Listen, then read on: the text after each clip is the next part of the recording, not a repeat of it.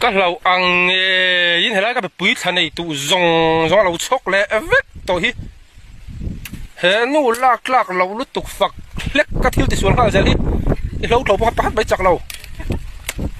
hey azam trần tôi này cậu ye mấy anh đôi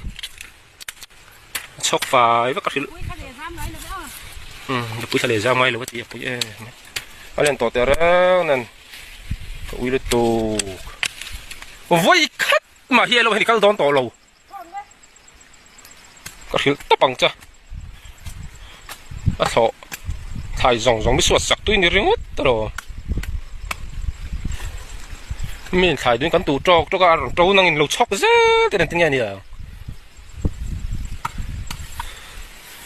anh ấy không về thật chứ riêng là cái không về thật chứ mấy anh dịch thì hay chọc lẹ nghe tôm tôm sầu rồi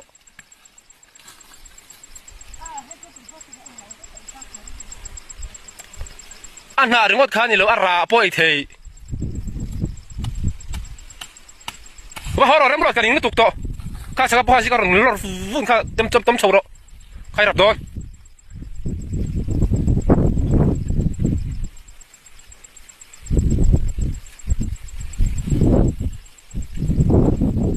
อัดที่ห้องเราแล้วมาหันด่าแล้วกันนี่ไม่ใช่สวัสดิ์ตุเลียนี่เนี่ยมันยังหลุดแล้วนะก็แบบก็แบบไปต่อแล้วก็ไม่ติดตุ้ยเราแค่นั้นมันหัวเราะซะหัวเราะ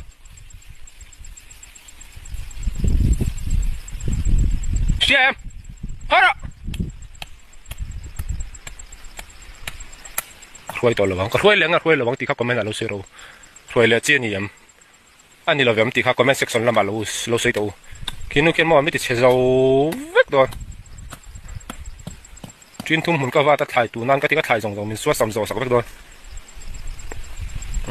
ก็ที่จริงคันนี้เราเสียก็วิดีโอก็ว่าก็บิดตุ้ยเราเวก